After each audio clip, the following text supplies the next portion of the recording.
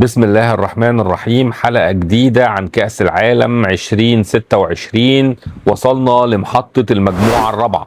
المحطة في المجموعة الرابعة فيها صدامات ومواجهات مباشرة ومجموعة صعبة مش مجموعة سهلة. المنتخب الأمريكي بقيادة كريستيان بوليسيتش اللي هو مش أي قائد، ده قائد هجوم اي سي ميلان، ده الأمل، ده القائد الفعلي اللي بيرفع سقف الطموح وبينقل المنتخب الامريكي من مجرد مستضيف لمنافس حقيقي في اول كاس عالم فيه 48 فريق.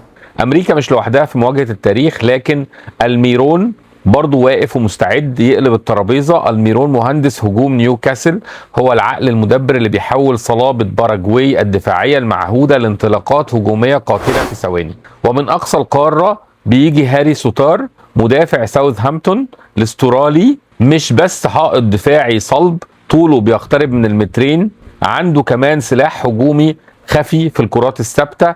استراليا بتراهن على المنظومه والصلابه البدنيه، وستار هو العمود الفقري لهذه المنظومه. اخيرا اردا جولير الجوهره التركيه، لاعب ريال مدريد اللي العالم كله مستني يشوف سحره وهو بيقود منتخب تركيا في المونديال. جولير بمهارته الخرافيه ورؤيته للملعب هو الورقة الرابحة، هو المستقبل اللي قادر يحل أي عقدة تكتيكية في المجموعة الصعبة دي.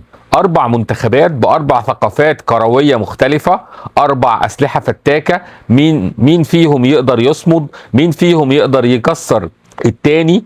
مين فيهم يقدر يكسب المعركة في المجموعة الرابعة؟ مجموعة صعبة، مجموعة مش سهلة. يلا نخش التفاصيل بتاعت المجموعة الرابعة ونشوف ايه اللي احنا متوقعينه من المجموعة دي. المجموعة دي ما فيهاش وقت لجس النبض، جدولها مش هيرحم حد. ضربة البداية هتكون فجر يوم 12 يونيو. امريكا هتلاعب باراجواي في الساعة 4 الصبح، بعد كده استراليا هتلاعب تركيا في اول مشاركة لأردا جولير في كأس العالم الساعة 10 بالليل. بعد كده الجولة الثانية هيبقى فيها امريكا واستراليا وتركيا وباراجواي، والجولة الثالثة تركيا هتلاعب امريكا الساعة 11، وفي نفس الوقت باراجواي هتلاعب استراليا. بسرعة خد سكرين شوت من جدول المجموعة الرابعة علشان تعرف هتتابع مين ومش هتتابع مين، وتعرف مواعيد الماتشات بالكامل. يلا نبص على الرسم التكتيكي لكل منتخب. اول حاجة منتخب امريكا. منتخب امريكا الرسم على السبورة بيقول ان هو هيلعب 4-3-3. الاسهم بتوضح انتقالات الاجنحه لقدام، ودايره حمراء على المساحات الفاضيه في ظهر الباكات. نقطه القوه السرعه المرعبه في المرتدات وحركه الاطراف اللي ما بتهداش. نقطه الضعف الشوارع اللي بيسيبوها الباكات لما بيطيروا لقدام، وقلب الدفاع عندهم دايما مش فايق. امريكا بتنزل تلعب 4-3-3 هجوميه على المكشوف. نقطه قوتهم اللي تخوف هي التحولات السريعه وصواريخ الاطراف اللي بتخترق اي دفاع. بس خد بالك الطيران بتاع الباكات ده بيسيب وراهم شوارع، ودي الثغره اللي ممكن توديهم في داهيه لو لبسوا فرقه بتلعب على المرتده صح. بعد كده هنخش على باراجواي بتلعب 4-2-3-1 على السبوره، او في ساعات بتقلبها ل 4-4-2. خطوط لازقه في بعضها، ميديم بلوك او لو بلوك. الاسهم بتوضح التحولات السريعه من الدفاع للهجوم في ثواني. نقاط القوه الروح القتاليه واللعب الرجولي والتنظيم الدفاعي الحديدي تحت قياده الفارو، وصخره الدفاع جوستافو جوميز، ومرتدات سريعه وخطيره بتعتمد على انطلاقات ميجيل الميرون ومهاره خوليو انسيسو. نقطة الضعف عندهم مشكلة كبيرة، لو سبت لهم الكورة وقلت لهم هاجموا انتوا، بيعطلوا في الإبداع من عمق، وبطاء جدا في تحضير اللعب من تحت، وممكن يعانوا قدام الفرق اللي بتركن ورا وبتلعب زي ما هم بيلعبوا. باراجواي مع الداهية جوستافو الفارو فرقة عض في الملعب، بيلعبوا 4-2-3-1 وبيعتمدوا على حاجة اسمها الجارو جوراني، يعني الروح القتالية على كل كورة. الفارو بيقفل دفاعه بالضبة والمفتاح، وبيعتمد على سرعات الميرون وانسيسيو علشان يضرب التمركزات الدفاعية في المرتدات. لو قلت لهم امسكوا الكورة وابنوا هجمة بيعطلوا وما بيعرفوش يفكروا وما بيعرفوش يبدعوا وبيلجأوا للعك الكروي. بعد كده منتخب الكنجارو استراليا على السبورة بيلعب 3-4-2-1 او 3-4-3. التركيز في حركة الأسهم هيكون على الأجنحة اللي بتطير لقدام، والخطة بتتحول ل 5-4-1 في الحالة الدفاعية البحتة. نقاط القوة: الصلابة الدفاعية المرعبة، تضييق المساحات، فرقة بدنية جدا، سلاحهم الفتاك هو الكرات الثابتة والعرضية باستغلال أطوال المدافعين زي العملاق هاري سوتار. بوبوفيتش خلى عندهم مرونة ان الأجنحة تدخل للعمق وتخلق فرص. نقطة الضعف: لسه بيعانوا لو الفريق اللي قدامهم قفل وركن الأتوبيس عمل لو بلوك. بناء اللعب من تحت ممكن يكون بطيء شوية، ولو الأطراف بتاعتهم طارت لقدام واتقطعت الكرة المرتدة بتبقى سريعة في المساحات اللي وراهم وممكن تضرب الثلاث مدافعين. الكانجارو الأسترالي مع العقل المدبر توني بوبوفيتش غير جلده تماما وبقى بيلعب 3-4-2-1، فرقه بتتحول لغابه دفاعيه 5 ورا لما تفقد الكوره، ولياقه بدنيه تخليك تهنج وانت بتتفرج عليهم. سلاحهم المدمر العرضيات والفاولات اللي بياكلوا بيها عيش مع ابراج زي هاري سوتار، بس لو قفلت قدامهم ملعبك وسبت لهم الكوره بيحتاسوا وما بيعرفوش يخترقوا التكتلات، والمرتده السريعه في ظهر الباكات اللي بتطير ممكن تقضي عليهم. اخر منتخب في المجموعه هو منتخب تركيا، على السبوره بيلعب 4-2-3-1 بيعتمد عليها المدرب مونتيلا. لو ركزت في الرسم هيكون في دايره في نص الملعب، دول صناع اللعب وحركه الاجنحه اللي بتدخل للعمق. نقطة القوة: فرقة بتلعب كورة على الأرض وبتحب الاستحواذ، بيعرفوا يتحكموا في رتم الماتش بمزاج عالي بفضل المايسترو هاكان شالهان أوغلو، وعندهم مهارات فردية مرعبة على الأطراف عن طريق أردا جولير ويلدز اللي بيخلقوا فرص من العدم. نقط الضعف: العيب القاتل للمنتخب ده هو غياب المهاجم الصريح السفاح رقم 9 التقيل اللي بيقدر يقلب اي فرصة او نص فرصة لجون. بيعرفوا يعملوا فرص بس احيانا بيعطلوا في الفينش وانهاء الهجمات قدام المرمى. الاتراك مع مونتيلا بيلعبوا 4-2-3-1 وعندهم نص ملعب رايق بيوزع كور وبيتحكم في رتم الماتش بقيادة هاكان شالهان أوغلو. فرقة بتحب الاستحواذ، عندها أجنحة بتلسع وتقلب أي ماتش بمهارة أردا جولير ويلدز، بس المشكلة الكبيرة مين اللي يفنش، مين المهاجم القناص اللي يخلص. فرقة ممتعة بس لو احتجت حسم جوه ال 18 ممكن يعانوا. مين بقى المدربين بتاعت الأربع فرق دول؟ أول حاجة عندنا مدرب أمريكا ماوريسيو بوتشينيو، سمعت الاسم ده قبل كده، انا عارف انك سمعته قبل كده. ده كان المدرب التاريخي لتوتنهام في الدوري الانجليزي. بوتشينيو ما بيحبش الفرقه اللي تستنى ورا، فلسفته قايمه على الضغط العالي الشرس، هاي بريس من اول دقيقه عشان يخنق الخصم في نص ملعبه ويغلطه. بيحب يبني اللعب من تحت على الارض وبيدي حريه ابداعيه كبيره للاطراف. معاه امريكا ما بقتش فرقة بتجري وخلاص، بقت فرقة بتلعب كورة هجومية منظمة وبشخصية الكبار. بعد كده جوستافو ألفارو مدرب باراجواي، رخامة كروية.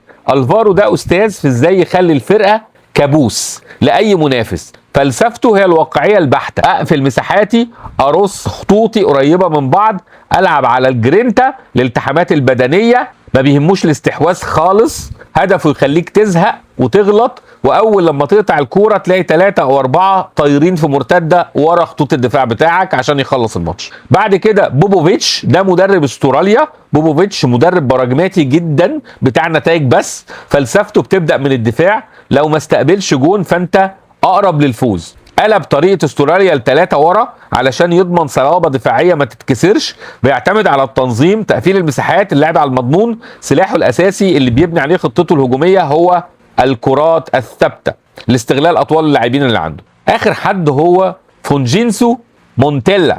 مونتيلا قدر يعمل ميكس ذكي جدا، جاب الانضباط التكتيكي بتاع الطلاينه في التمركز وحط عليه المهاره واللعب الممتع بتاع الاتراك. فلسفته قايمه على الاستحواذ الايجابي، مش بيمسك الكوره وخلاص، ما بيضيعش وقت، لا ده بيمسك الكوره علشان يحرك الخصم ويخلق ثغرات. بيعتمد جدا على خط الوسط في التحكم في رتم الماتش، وبيدي مساحه ابداعيه كبيره للعيبه زي اردا جولير وزي يلدز عشان يحلوا اي تكتل. يلا نخش على تاريخ المنتخبات في كاس العالم من قبل كده. امريكا عدد المشاركات 11 مشاركه، وطبعا هم اصحاب الارض في مونديال 2026. احنا مش بنهرج، امريكا هتستضيف اكتر من 80% من ماتشات كاس العالم، هي المنظم الحقيقي لكاس العالم 2026. اشتركت في كاس العالم سنه 30 و34 و50 و90 و94 و98 و2002 و2006 و2010 و2014 و2022. افضل انجاز ليها المركز الثالث في اول نسخه خالص سنه 1930 ووصلت لربع النهائي في 2002. منتخب باراجواي عدد المشاركات 8 مشاركات سنة 50 58 86 98 2002 2006 و2010. افضل انجاز الوصول لربع النهائي في نسخة جنوب افريقيا في 2010 بعد اداء تاريخي. منتخب استراليا عدد المشاركات 6 مشاركات 2006 و10 و14 و18. من 2006 ما غابوش عن المونديال.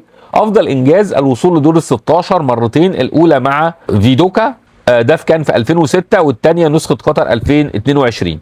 منتخب تركيا عدد المشاركات مشاركتين بس مشاركتين. المشاركه الاولى كانت في 2002 وقدموا افضل انجاز ليهم بتحقيق المركز الثالث والميداليه البرونزيه في نسخه كوريا واليابان 2002. خلينا نشوف اخر 5 مواجهات لكل فريق من الفرق الاربعه. يلا نبتدي بالمنتخب الامريكي. المنتخب الامريكي غلب المكسيك وغلب بنما وغلب اليابان واتغلب من اوروجواي واتعادل مع السويد، فكده يبقى عنده 3 فوز 1 تعادل 1 خساره.